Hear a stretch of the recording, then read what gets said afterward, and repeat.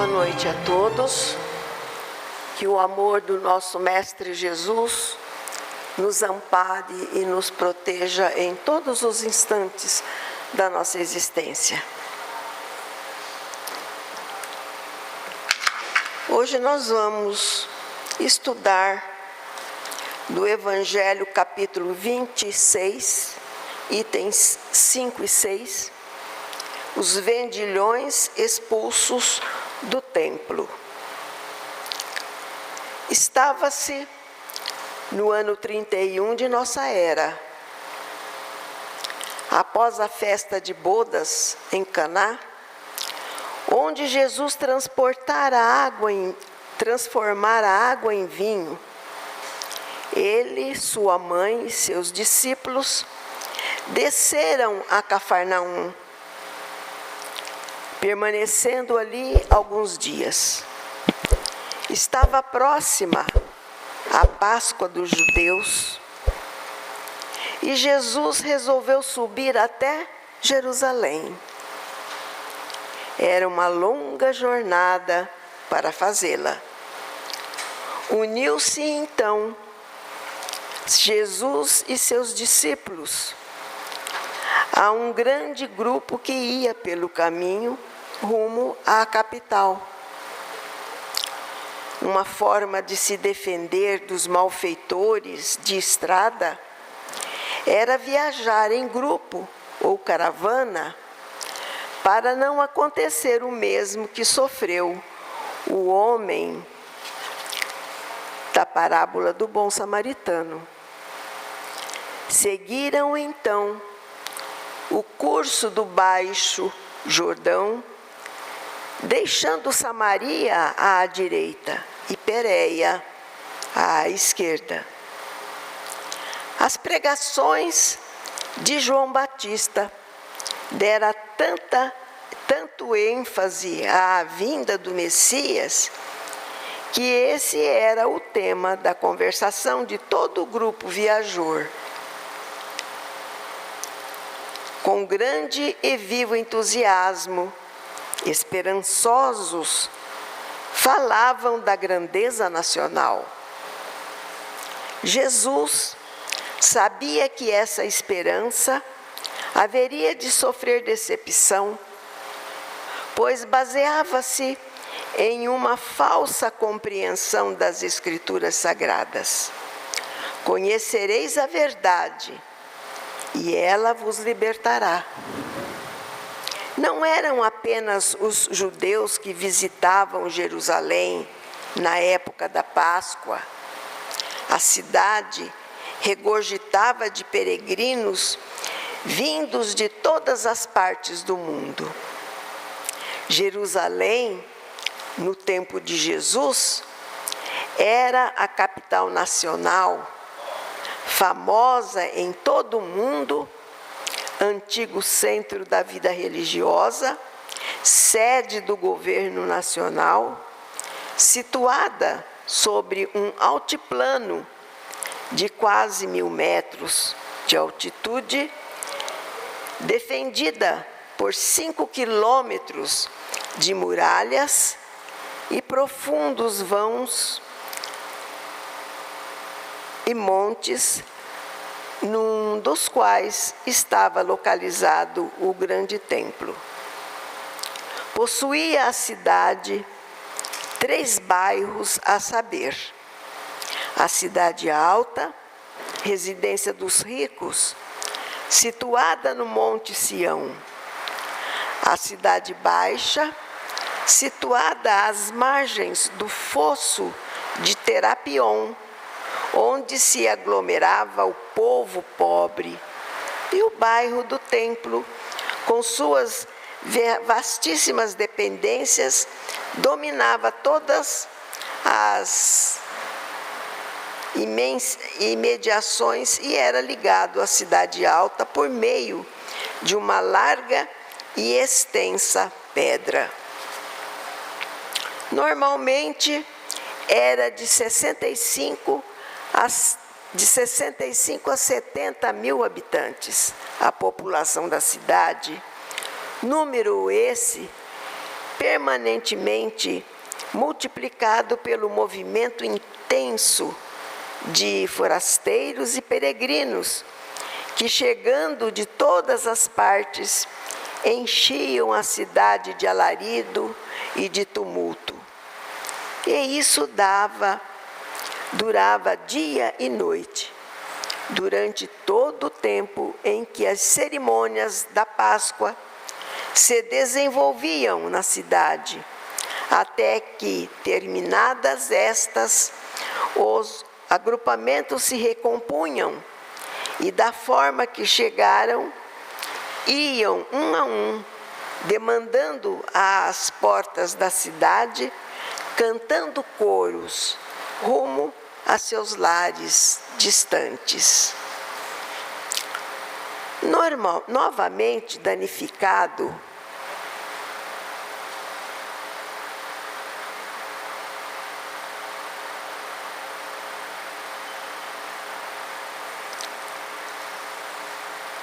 a construção levou 3... Eu vou ler novamente. O grande templo de Jerusalém, idealizado pelo rei Davi e construído no reinado de seu filho Salomão, era o orgulho da nação. A construção levou 3 anos, de 1003 a 1006 a.C., e depois a sua reconstrução foi novamente danificado por Pompeu, 63 anos antes de Cristo, e por fim reparado por Herodes o Grande. O templo tinha proporções monumentais e era ornamentado com luxo extraordinário. Basta dizer que a decoração do altar santo, era feita em placas de ouro.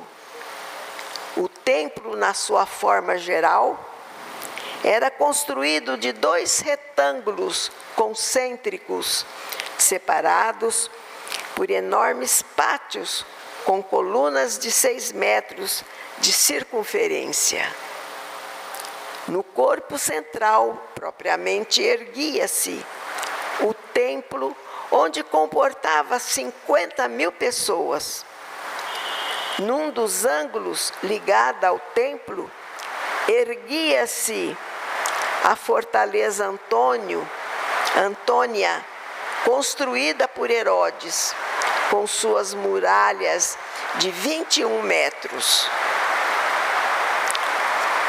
21 metros de altura, e sua torre de 36 metros era ocupada pelos romanos, de onde suas sentinelas vigiavam noite e dia tudo quanto se passava na cidade, motivando assim o ódio que mereciam os romanos invasores por parte dos sacerdotes e povo. A cidade de Jerusalém regurgitava de peregrinos.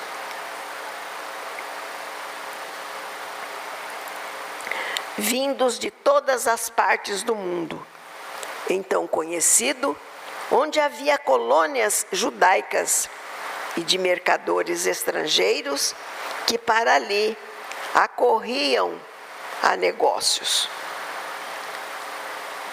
A cidade transformava-se em um colossal mercado, do qual o templo era o centro mais movimentado, por causa dos interesses a ele vinculados. Ao redor do templo, em seus pátios, misturavam-se os cambistas, dispunham as mesas, guichês, repartições na forma de balcões, destinados às transações e recebimento de donativos. Reinava em todos os pátios do templo verdadeiro tumulto, um estrondo misturado a vozes humanas, lamentações, mugidos de animais, balir de ovelhas, campainhas tinindo, campainhas a tinir de moedas, disputa intermináveis, negócios e interpretações religiosas, coro e recitações de salmos, exposições de materiais religiosos pelos rabis, enquanto os sacerdotes, hábeis e ligeiros, com seus aventais de couro, empastado de sangue, empunhando cutelos, abatiam uns após outros os animais que vinham sendo trazidos para os holocaustos em oferenda a Deus. Os sacerdotes mercadejavam com animais, bois, carneiros, pombos, destinados aos holocaustos, perfumes, óleos aromáticos utilizados nas cerimônias de purificação, moedas estrangeiras trazidas pelos peregrinos e negociantes em permuta com moeda nacional. Cobravam os tributos devidos ao templo, tanto em dinheiro como em espécies, pois os israelitas eram obrigados a pagar dízimos, bem como entregar parte da primeira colheita de suas plantações e a primeira cabeça de gado de seus rebanhos. Negociavam ainda com o seu sangue, que corria para os fundos do templo, em canalizações apropriadas, e ali eles faziam charutos, chouriço. Os sacerdotes declaravam imundos os produtos dos mercadores e camponeses, que deixavam de pagar os tributos devidos ao templo, os quais ficavam excomungados e deles, por medo, se afastavam os compradores. Todas essas negociatas causavam confusão. Tão grande era a confusão que os sacerdotes eram perturbados e as palavras dirigidas ao Altíssimo eram afogadas pelo tumulto que invadiam o templo. Ambição, cobiça, prepotência, mistificação religiosa estavam ali representados em larga escala, causando do clero judeu desoladora impressão. Os mercadores exigiam preços exorbitantes pelos animais vendidos e que dividiam o proveito com os sacerdotes. Entretanto, estes também ensinara aos adoradores que se eles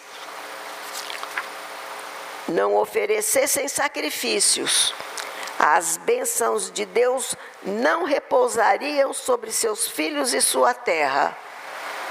Desta forma, o elevado preço pelos animais era garantido, porque as criaturas, depois de vir de tão longe, não queriam voltar para casa sem realizar o ato de devoção que ali o levara. O barulho era tanto que dava a ideia de uma feira de gado e não do sagrado templo de Deus. Ao terceiro dia de viagem, finalmente, o grupo de viajores atinge o Monte das Oliveiras, de onde se avistava o majestoso templo de rutilantes cúpulas de ouro, orgulho nacional. O grupo, então, entoava o cântico, agitando palmas arrancadas dos arvoredos. Aleluia, aleluia, nossos passos se detêm às tuas portas, ó Jerusalém. O canto representava a alegria intensa da chegada. Ao chegarem a Jerusalém, durante a Páscoa, os peregrinos acolhiam-se em casa de parentes, parte acampava em lugares previamente marcados pelas autoridades cleriais, mas sempre dentro dos muros. Ali então armavam suas tendas. Ao penetrar no templo, Jesus abrangeu toda a cena. Viu as desonestas transações, viu a aflição dos pobres acusados. Julgavam que sem derramar sangue, sem oferenda de animais em holocausto, não haveria perdão para seus pecados. Viu o pátio exterior do seu templo convertido em lugar de comércio profano. O sagrado recinto transformara-se em vasta praça de câmbio. Os sacerdotes exigiam do povo numerosas cerimônias, entretanto não instruíam esse povo quanto ao sentido das mesmas. Os adoradores ofereciam seus sacrifícios sem compreender que tudo isso era um símbolo, que o único sacrifício aceito, perfeito, era o da reforma íntima. Antes de levar sua oferenda ao altar, vai primeiro reconciliar com teu adversário. Eu não vim destruir a lei, mas dar cumprimento. Aquela oferta levada ao altar era simbólica, mas a oferta da reconciliação era verdadeira. Nenhum laço ligava os sacerdotes ao seu Deus. A obra do Cristo era estabelecer um culto totalmente diverso daquele que ali estava. Amar a Deus em espírito e verdade. Ali, de pé, nos degraus do pátio do templo, Jesus abrangeu com penetrante visão a cena que estava perante ele. Seu olhar profético penetra o futuro e vê não somente anos, mas séculos de gerações, e vê como os sacerdotes despojam o necessitado de seu direito de conhecimento e proíbem que o evangelho seja pregado ao pobre. Vê como o amor de Deus seria ocultado aos pecadores e os homens fariam de sua graça mercadoria. Ali, parado, ao contemplar a cena, exprimem-se-lhe na fisionomia indignação, autoridade e poder. Imediatamente, a atenção do povo é para ele atraída. Sentem que o Mestre lhes lê os mais íntimos pensamentos. Alguns tentam esconder o rosto como se suas más ações estivessem escritas no semblante. Silencia o tumulto, o som do tráfico e dos ajustes cessa. O silêncio torna-se penoso. Apodera-se da assembleia um sentimento de respeito e como se estivessem perante o tribunal de Deus. Olhando para o Cristo, veem a divindade irradiando através do invólucro humano. A majestade do céu está como juiz, com o poder de ler a alma. Seu olhar percorre rapidamente a multidão, abrangendo cada indivíduo. Fala e sua voz clara ecoa através das arcadas do templo. Não está escrito: minha casa será chamada casa de orações por todas as nações? E todavia fizestes dela um covil de ladrões. Descendo as escadarias, silenciosamente, e erguendo no ar o açoite de cordéis, apanhados ao entrar no recinto, e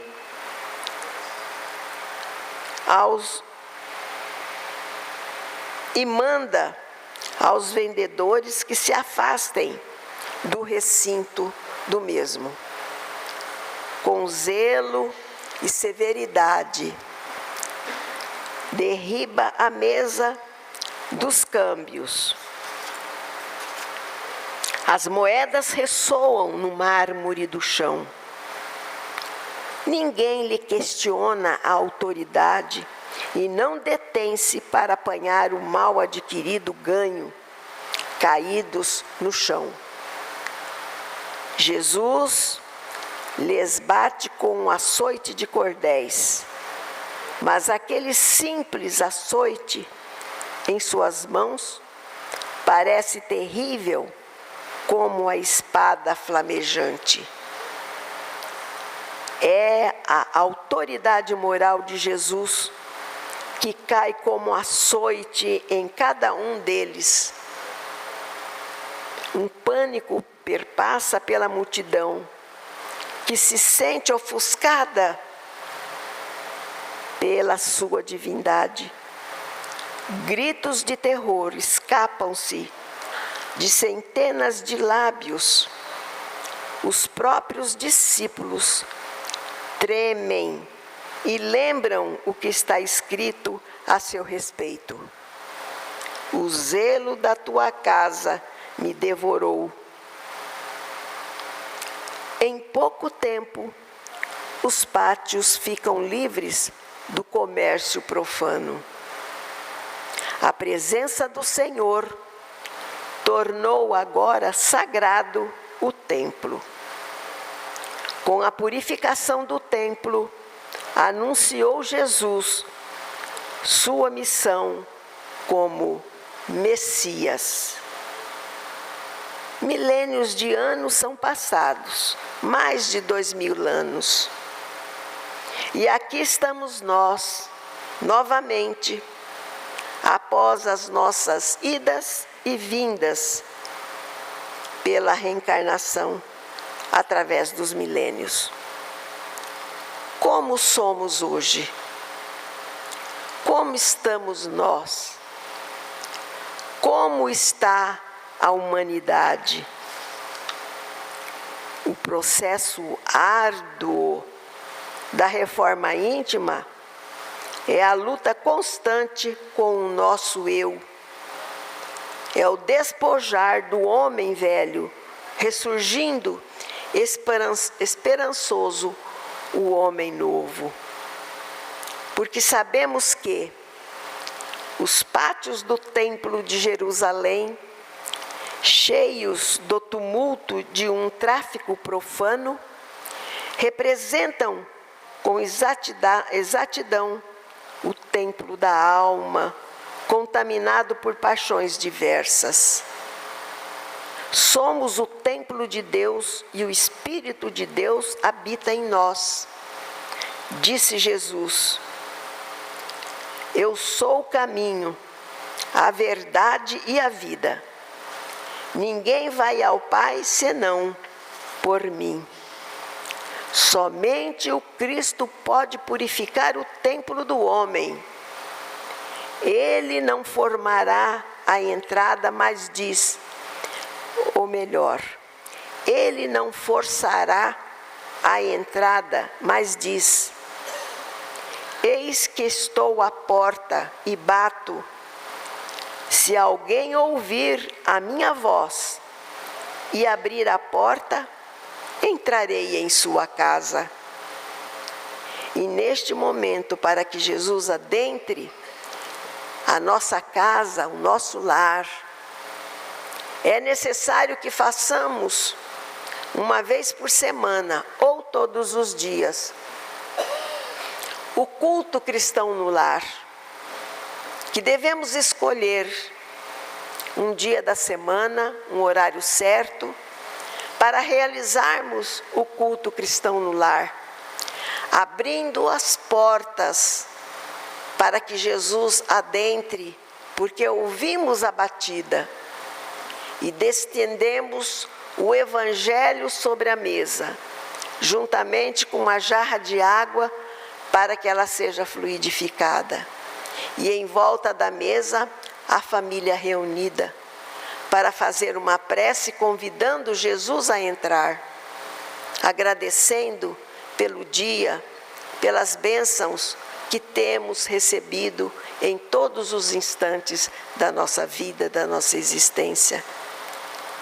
Abrimos o Evangelho e façamos uma leitura e depois façamos uma avaliação daquela mensagem que caiu para nós.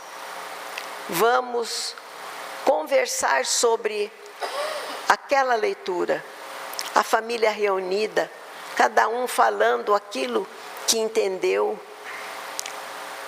com o coração salpicados de alegria, com o coração tranquilo e sereno. Façamos uma prece em benefício do nosso lar, em benefício dos nossos amigos, em benefício das pessoas que se encontram acamadas, sempre orando a Deus e a Jesus.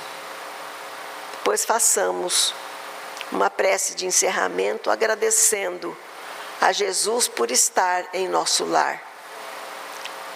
Fazendo assim a realização do culto cristão no lar.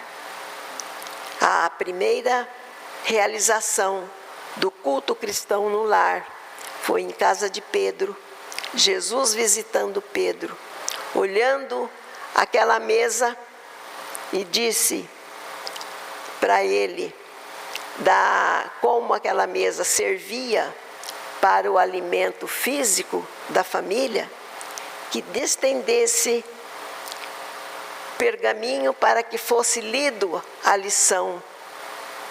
E ali estaria fazendo o alimento espiritual. E abençoando o lar, iniciou-se naquele dia o culto cristão no lar. E Jesus, vou acrescentar mais um pouco. Ao fazermos o culto cristão no lar, a espiritualidade estará também ali. Ela vai fazer a limpeza fluídica do ambiente do nosso lar, se estiver alguma energia menos feliz. Vai transmitir o passe em todos da família. Vai abençoar todo o quarteirão aonde nós realizamos o culto cristão no lar. Nós ajudaremos as famílias que moram no nosso quarteirão.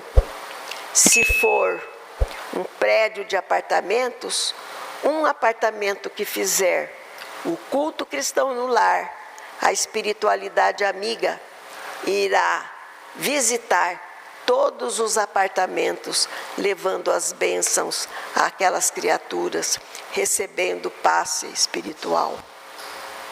E assim estaremos colaborando, ajudando toda a família do apartamento, toda a família que mora no nosso quarteirão.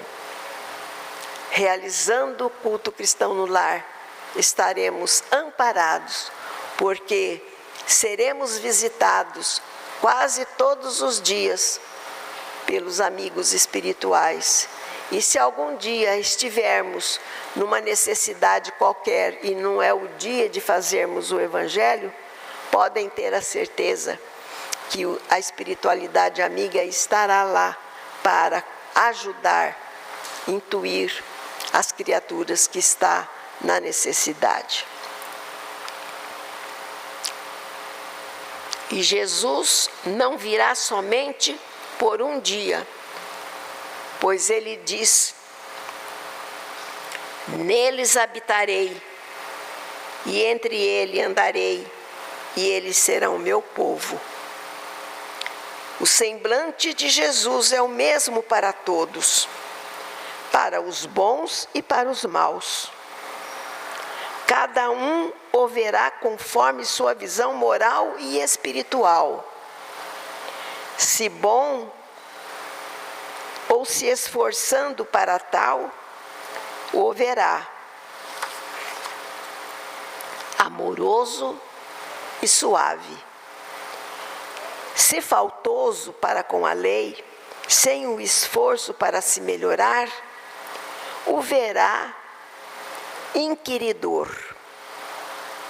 Conhece-se o verdadeiro espírita pelo esforço que ele faz em domar suas más inclinações.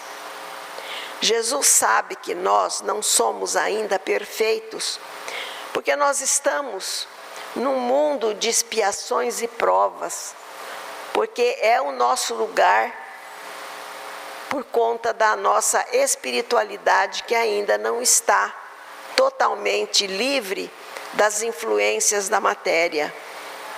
Somos ainda criaturas faltosas para com a lei divina. Então Jesus sabe disso, mas ele vem até nós. Há os retardatários que traficam as coisas santas, que mercadejam a sua mediunidade. Quando ele recomendou o exercício gratuito da mediunidade, também exemplificou, nada cobrando dos discípulos pelo desenvolvimento mediúnico que neles promoveu, e jamais cobrando nada de ninguém por qualquer das obras espirituais que realizou, inclusive curas. Mas a maioria já entendeu os ensinamentos e estão na luta árdua da reformulação interior, junto ao trabalho de assistência e promoção social, adotando como base os ensinamentos. Primeiro, amar a Deus sobre todas as coisas e o próximo como a nós mesmos.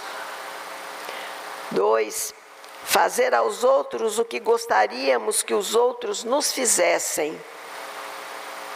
3, vigiar e orar.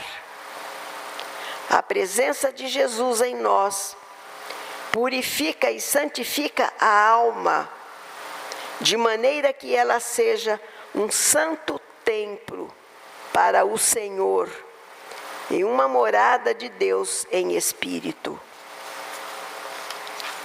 O chamamento para trabalhar na vinha do Senhor repercute pelos cosmos. Como estará a nossa audição espiritual? Há séculos, Jesus previu a fuga de muitos por causa dos interesses materiais. De há muito, as nossas inscrições para o trabalho na vinha estão prontas no plano espiritual. Não há mais o que esperar. Despojemos do comodismo, arregacemos as mangas e vamos à luta. Porque há choro e ranger de dentes esperando por nós. Agucemos os ouvidos espirituais. Jesus está à frente do trabalho. Expulsemos os vendilhões da preguiça de nosso templo. Jesus não pede perfeição, apenas boa vontade. Levantemo-nos da poltrona e vamos ao encontro dos que choram.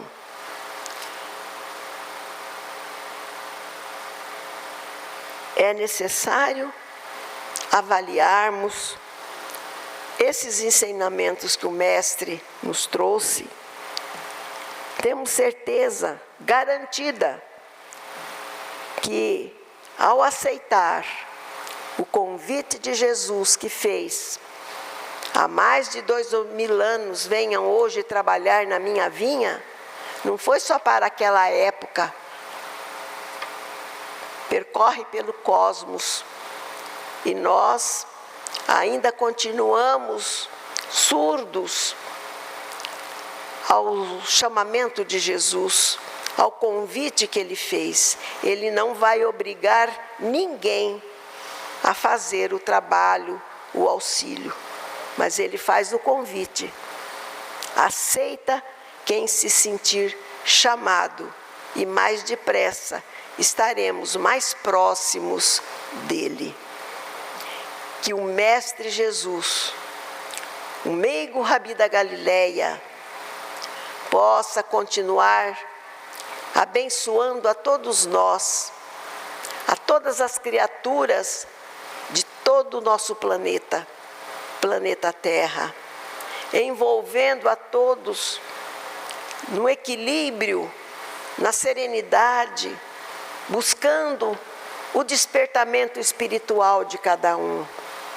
Lembrando que todos nós temos o DNA dos nossos pais. Como Deus é nosso Pai, nós também temos o DNA de Deus, o DNA espiritual. Não podemos dizer que não sabíamos como amar a Deus, como amar o próximo, porque todos nós sabemos. Deixa Jesus entrar no teu coração, porque Ele vem batendo na porta para que seja aceito e adentrar o lar de cada um de nós. Que a paz de Jesus, o meigo Rabi da Galileia, envolva todos nós em todos os instantes da nossa existência. Muita paz a todos. Tenham uma boa noite, uma noite de sono tranquilo e reparador, e um novo dia amanhã, cheio de satisfação, de alegria, de muita paz no coração. Muito obrigada a todos.